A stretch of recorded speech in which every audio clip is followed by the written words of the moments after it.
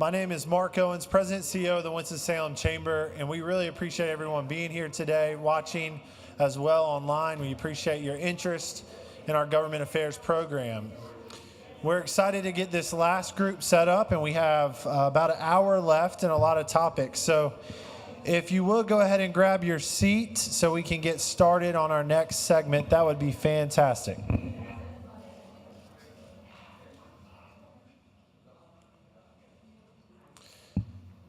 So before we get started at this last one, again, I want to thank everyone on behalf of the Winston-Salem Chamber for being involved. Let you know we do have an active government affairs committee that meets monthly. If you're so interested in joining us, please let us know. We'd love to have you. Our chair of that committee, Ken Bash, is here with us as well. So if you have an interest in that, please let us know. We'd love to have you included.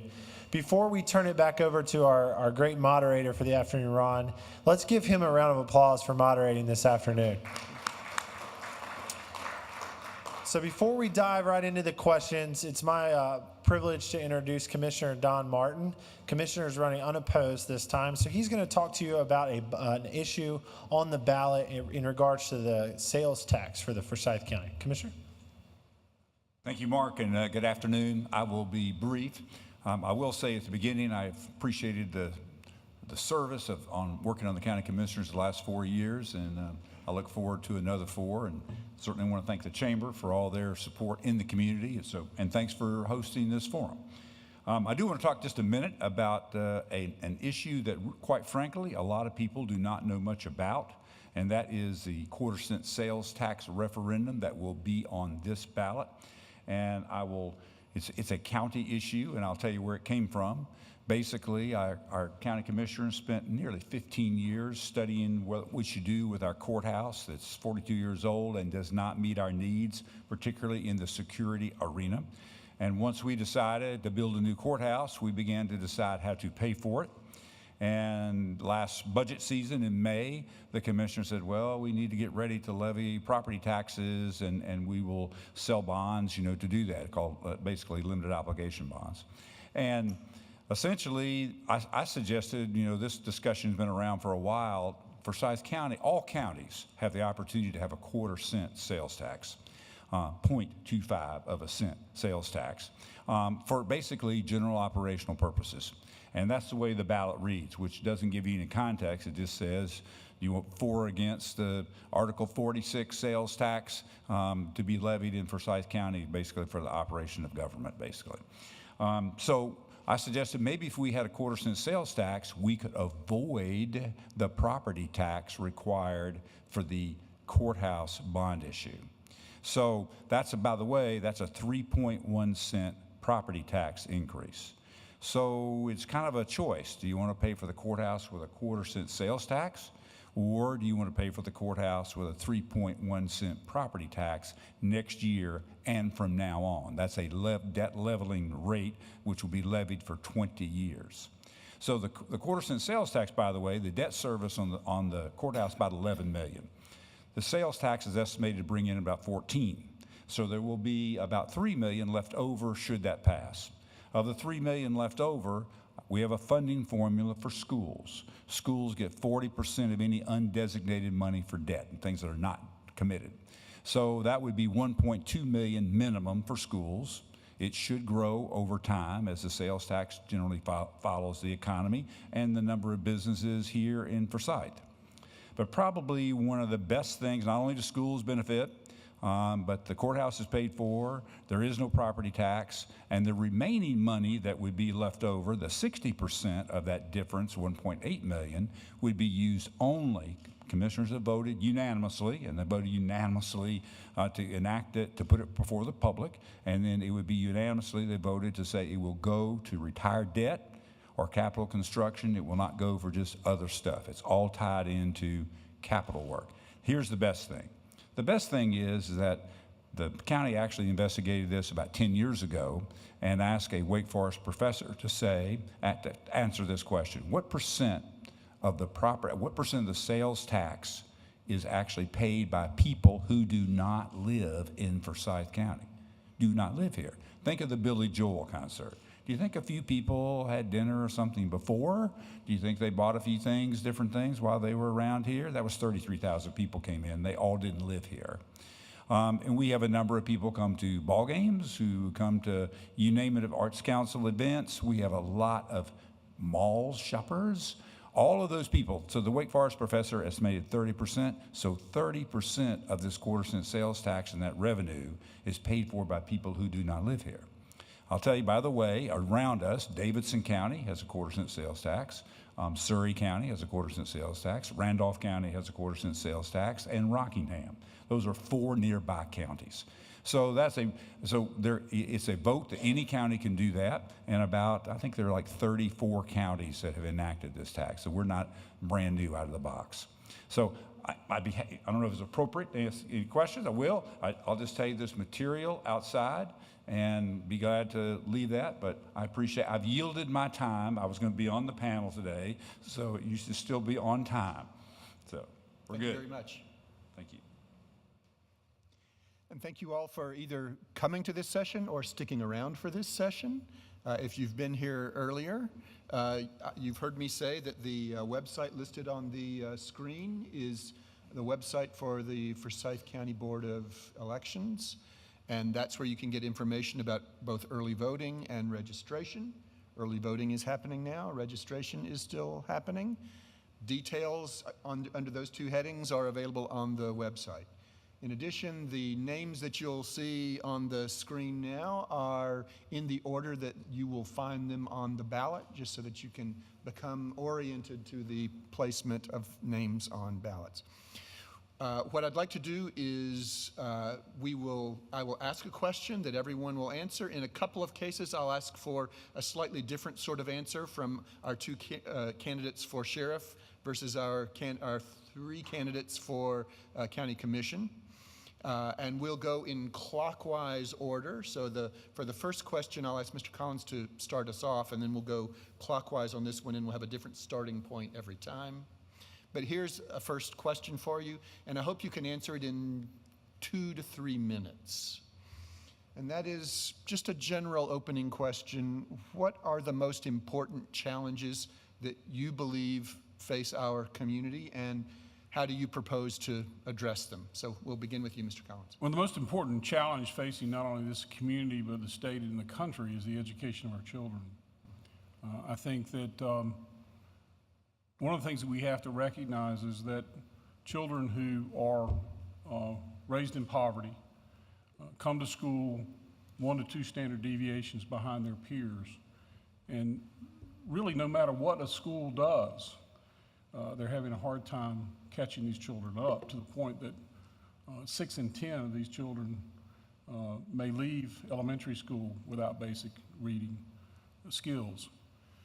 That's a responsibility for everybody in the state of North Carolina. I've pointed out before that the state constitution guarantees an opportunity for a sound basic education. So when each of us take that oath, we're saying that we should be deploying the offices that we hold for that priority as set by the Constitution. I think it's an economic question. These children, if not educated, will become a liability to the community, both economically and standard of life. And it's also a common sense question for us. Why would we not want all of our children to receive the best education possible? And I think from a county commissioner's standpoint, you show where a community spends its money, and it will tell you what's important. And I think it's interesting that this sales tax that Dr. Martin has just talked about, when you set priorities, you got to understand what's urgent and what's important. And what's important, you do it first. You don't do it with leftover money. And to the extent that our teachers need supplemental pay increases, that should be a part of the budget from the beginning, not afterwards. And that's an example of something that I would be advocating for. Thank you. Mr. Chapman. Okay, so from the law enforcement perspective, of course, it's to continue the battle and the fight to keep this county and this community safe. That which we do every day. Certainly, there are emerging crime throughout the county and throughout the state of North Carolina and our nation in the form of cybercrime. You've all heard about that, identity theft with the electronic age and the net, and all the benefits provided by the electronic age and the net. Aha, the electronic age. That they do present problems. People stealing your identity and using that information in nefarious ways. You hear every day on the news about people breaching the security in corporations, large major corporations, and taking the identity of our citizens and using that to further their criminal endeavors. Certainly that's a problem. Second problem, of course, it's been in existence since I was new to the business in 1970, and that's, of course, the drug use. Addictions disease is prevalent in this country. It is a scourge, of course. Whatever your substance of choice is, whether it's alcohol or heroin or crack cocaine or methamphetamine, it is certainly a scourge that supports a lot of the crime activity, a lot of the petty crime activity that happens. So our efforts to fight that, to change the mindsets of our young folks in schools so that they know the harmfulness of drugs and they do not, they don't try them. They don't go into that arena. But certainly addictions disease is prevalent in this country, no matter what substance is abused. And then generally speaking, the everyday crime that we have, people stealing from other people, the folks who come and take your lawnmower or break into your car or break into your house. Those are the challenges we have and the challenges that every community has. And whether you're a police department or a sheriff's office, those are the things that we contend with and fight every day. We have vibrant educational programs that we try to talk to the kids in preschool and grammar school, middle school, high school about the straight and narrow, about what integrity means and what trust means. But again, those are issues that will be challenging to tomorrow as they are today and as they were yesterday. Thank you. Mr. Kimbrough. Yes, good evening. Colonel, we have a few issues facing our community now. If you just look back, community relationships will be one to me. We've got to build stronger communities. We've got to build some bridges. We've got to join hands and rebuild the communities that exist in our county. Because with community relations and strong community relations, it will assist us in combating some of the problems that we have, i.e. the drugs, the opioid addiction, which is currently running rampant throughout this country and especially in this county. We've got to address those units. We've got to address those issues by putting units and programs in place to address them. Anybody that's working in the school system knows that drugs and gangs are currently plaguing some of our schools. We've got to address those issues. We can no longer say that they no longer exist. We have to address them because the truth of the matter is our children are our most valuable resources, and we've got to address them and keep them safe until they can keep themselves safe. And by doing that, we build stronger communities. We combat the drugs, the gang units, and the problems that exist in our communities. But I think that we've got to go back and first strengthen our communities and recognize that we all have a say in this because it's our community. And so those would be some of the concerns that I would have when we talk about communities and our problems in our community. Thank you. And we'll come around now to Mr. Alton. Problems in Forsyth County. Affordable housing. Our education system is not properly funded. It's unequal in the way the different schools are funded.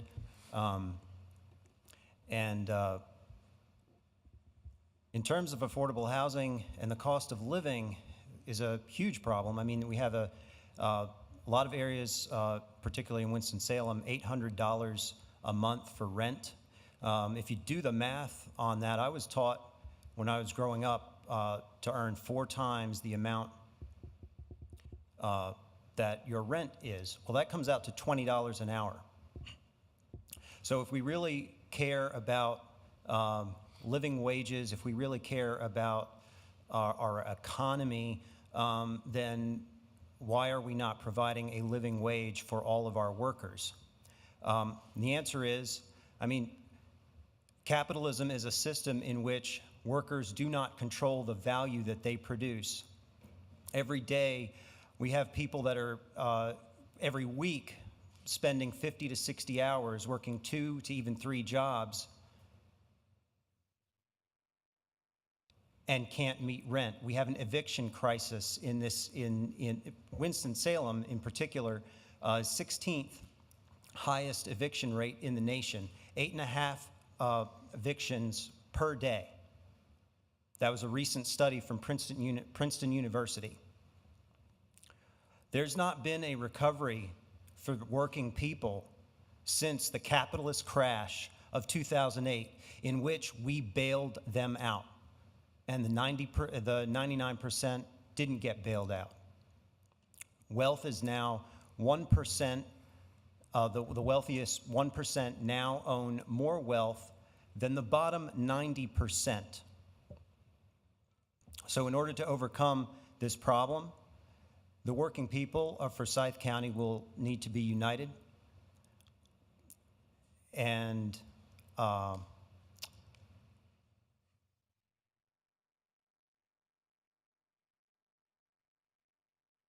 establish workplace democracy and democratic ownership of resources.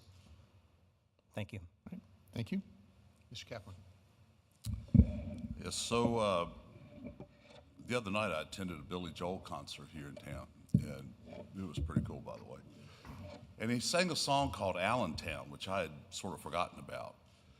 And it reminded me a little bit about Winston-Salem and Forsyth County and all that we went through in 2006 and 7 and 8 when the economy sort of tanked.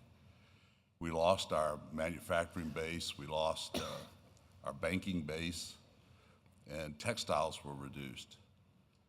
But the city fathers and mothers fought back and were actually successful.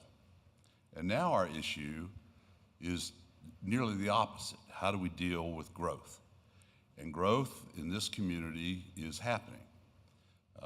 Part of that is going to be probably new school facilities, which the county commissioners are involved in. Some of it's going to be in welfare issues, public health, mental health. We've got issues with our economic growth. We do incentives in this county, and we've been fairly productive. We've got some others coming along, and recreational issues. So if I could pick one thing, it would be growth and a way to maintain and manage it. Terrific. Thank you. We'll now move to a second question. There'll be different questions for the candidates for sheriff versus the candidates for county commission. For the county commission side, I hope you can talk to us about workforce development and about any role that you see for government in creating the conditions for success and the skills for success in a local workforce. And for our candidates for the sheriff's office, if you could talk to us a little bit, and you've both already begun to talk about this, talk to us about things that either the sheriff's department or government more generally can do for prevention of crime as opposed to enforcement of the criminal laws after violation of the law.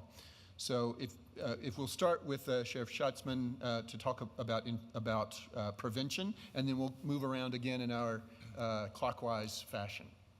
Well, certainly, crime prevention starts in the home. It starts when children are preschool children. It starts when moms and dads teach them right from wrong, how to obey the rules, how to get along with their other children. It's, holding hands, looking both ways when you cross the street. So it goes from what's taught in schools, taught in the houses, in the homes. It goes to the churches where values are instilled and kindness and empathy are taught. It transitions into the school system where good teachers and a good curriculum are presented and good discipline is maintained. It prepares young people for the world in which they must live and work and exist and compete. And all of that coming together in a real positive way has a dramatic increase on crime, because the lack of any of those components is what drives crime. Living in the street, not learning the proper way to comport yourself, certainly it is what drives crime. Certainly, it's not incumbent upon government, but it's incumbent upon families and churches and schools to properly socialize and educate the young folks. I do agree with anyone and everyone who says that education is the key to raising all human beings and to prevent the disorder and crime that happens in our communities.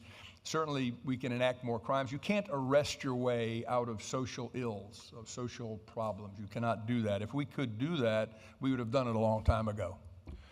You can't build enough jails. You can't arrest enough people. You must change the attitudes and behaviors, and you have to do that at an early age. You have to do that at adolescent, pre-adolescence, and that's what I believe. Certainly, we do have. We are in the schools, in the school resource officer programs. We are in crime prevention. We have officers that do crime prevention. We do speak to the youngsters in middle schools and high schools, but the proper socialization of a human being starts preschool, starts in the family, starts with moms and dads, and the raising of a child properly. Mr. Kimbrough. Yes, the question is, how do we do crime prevention? When I think about crime prevention, I think that it's incumbent upon all of us to play our roles, even though our roles may be different. Crime prevention from a law enforcement perspective to me is collaboration with other agencies, creating a strong front of presentation that criminal activity respects that, creating avenues as relates to SRO programs to take it not just to the middle school, but take it to the elementary level. Because when you talk about SROs in school and crime prevention, that's a fine time to shape young minds as relates to relationships with police department and law enforcement agencies. So when we talk about crime prevention, it's the act of preventing it before it happens. And we do play a role in that. Even though the socialization may occur at different levels, as a law enforcement agency, we have a hand in that, creating programs, educating people, going out into the community, holding quarterly meetings with the community, talking about issues that are happening in the county. What can we do to prevent? What can we do to help you? If things as simple as safe churches, security in the worship place, security programs as it relates to homes, all those things have to take place in a community. It has to be a community approach. We all have to build some relationships that help us leverage our resources, because there are resources that one agency may not have that another agency has, or one business or one company. And by leveraging those, we create a united front in preventing certain crimes. And as we switch now to the County Commission, let's slightly change the topic, as I mentioned, to workforce development and the role of county government in creating conditions for success in a changing workplace. Mr. Alford. So there's a lot of technological developments that are going on in automation. And the question really is, first of all, why should we be, if production is happening through automation, and if labor has created all wealth, then why would we still have to be buying products made by this automation? And the answer is because the wealthiest 1% have extracted the wealth from our labor and now turn around and use that technology against us and continue to extract wealth from our labor, even though they are doing away with our labor. And once again, in terms of really getting a hold of this issue, it would require, for example, teaching in our schools about democratic ownership of workplaces and resources. Once again, like this technology, we have to learn what to do with it and how to take control of it. Thank you. Mr. Captain. So this facility is one of the things the county does for workplace and workforce development. We're getting ready to open or at least break ground for a new aeronautical technology center and repair center at Smith Reynolds Airport by Forsyth Tech. And we've done several campuses for this community, for this college. We also do incentives to bring jobs here. We pay, we require a reasonable pay, and that's how our incentives are based. So we're into it. Our public schools are doing a great job in the high schools at the Career Center, and Wake Forest and Winston-Salem State and Salem have done a remarkable job at Innovation Quarter. So we're all into it, and we're looking for success. We've seen some, and we hope we get some more. Job creation is the byproduct of a community friendly to small business. And for a small business to be successful, there's got to be a stable tax base, and there's got to be an educated workforce.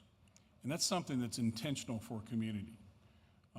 I think that our community's come a long way. Many years ago, I served as a trustee for Forsyth Technical College, and one of the things that we looked at was the fact that there needed to be a pre-K to 14 paradigm as we work through education. And the reason for that is that there's often too many educational silos that are created that make it difficult for students who want to engage in technical careers to go into those disciplines. And I think it's an intentional part of government working with business to determine what the needs are for the workforce and to intentionally give those opportunities across the board, as opposed to the government deciding this is an important job that we would like to see or an important business that we'd like to see. We have to grow the business that we have here. And I think that part of that is making sure we have a stable tax rate so that the small businesses can survive. And the other part is to make sure that we have a continuous inflow of trained and educated workers so that when the large industry comes to our community, we don't have to build up a workforce. The workforce is there, or more importantly, the community is flexible enough to adapt to that new challenge from the new industry. And so I think that while we've come a long way in that direction, we're far from it in dealing with the students that we have, because again, it goes back. If our students are not prepared, the remedial responsibility that exists in this building, which is primarily entirely remedial, needs to be greatly eliminated and greatly transformed so that these students are ready for the jobs that are available and emerging in our community at a very rapid pace. Thank you. I'd like to turn our attention now to something that I think all of the offices share in common, and that is bringing in resources from elsewhere. There are certain times when we handle things based on what we've got right here, right now, who we've got here right now, but there are other times when there's training, ideas, resources that come from other places. They might come from Raleigh, from programs that exist, or from relationships that you or others might have. But I'd like you to talk with us about what resources from outside the county you believe you could be bringing in that would be helpful to carrying out the office that you'd like to hold. And we'll begin this one with Mr. Kimbrough. So when we talk about bringing in other resources, as I said earlier, building bridges, relationships. So one of the relationships that we could start with is by simply adding TFOs, task force officers from our department to other agencies, i.e. the DEA, ATF, or the FBI. By attaching those to those agencies, they become a part of what is called asset forfeiture. That means that when money is seized, those participants from the local departments get a percentage of that. That's one way of bringing resources back to the agency. Other ones is partnering with our even local agencies here, partnership with Winston, partnership with ABC, partnership with other law enforcement entities inside of the county. That alone would bring in resources and revenue that would do a lot of benefit, bring a lot of benefit to this county. So that's just a few. So we've got to build some bridges and think outside of what we currently been doing, and we've got to push the line just a little further, because at the end of the day, we have to realize that crime extends beyond the county and relationships must extend beyond the county. Okay. Back around to Mr. Altick. Mr. Altick. Oh, I'm sorry. We're moving in clockwise fashion. All right, yeah. So the question is, what sorts of resources and ideas would you like to see us consider bringing in from outside the county? From Raleigh, from Washington, from some other place on the globe?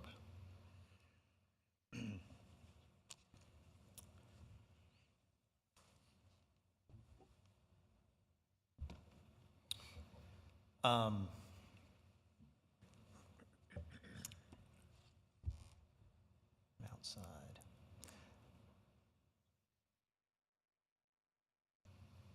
I think that when we outsource, as we have done, we have actually lost control of our own ability to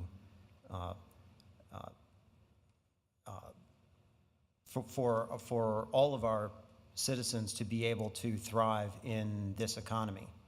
We need more input from within our county in this process, in terms of the most disadvantaged who are being evicted from their homes. So I think it really comes down to dealing with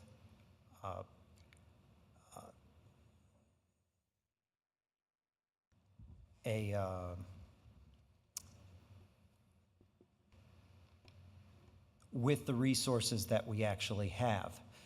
The resources that we actually have, it's not a matter of scarcity, it's a matter of who controls it. There is no real scarcity in this economy. However, the bottom 90% certainly feel the scarcity. It's just a matter of allocation of wealth. Mr. Kaplan. Yep. I'm not so certain I want any help from Raleigh or Washington these days, at least not in consulting form. And we have a lot of talented folks here. As Keenan mentioned, we've got folks at all of our universities and corporate folks, mom and dads. We got lots of resources here.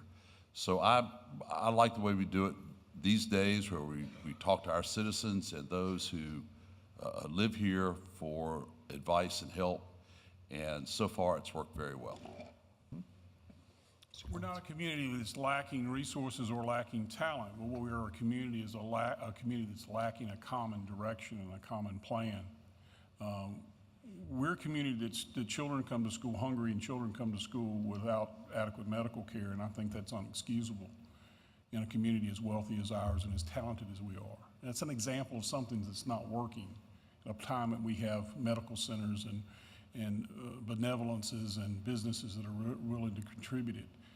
We have to be intentional with respect to using the resources that we have here, and we have to be intentional with respect to using the resources that we have available outside of the community. I don't have a problem with money coming from the federal government or money coming from Raleigh if there's not too many strings attached to it that keeps us from doing what we're doing, and I think we should compete for that. I think that we should be looking at foundations and looking at the ability to leverage public and private benevolences. A good example in this community was Project Impact, where where folks have gotten together on a wonderful synergistic attempt to rectify some things in schools. $45 million has been pledged. And it's because that they had a common purpose and a common direction.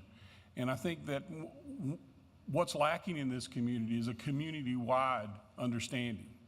And I think that that community-wide understanding is a community that means the entire community, not just the business community, not just the suburban community, but the entire community. And I think sometimes we forget that the common community that we work in is one that is vibrant, it's diverse, and it has many different aspects to it that we have that we can leverage for everybody's good.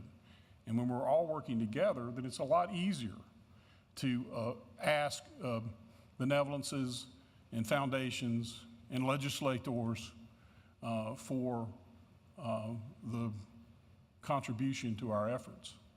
So I think that part of what I'd be looking for is a common grant writing, a common attempt from across the board on big issues that we all come together and decide are important.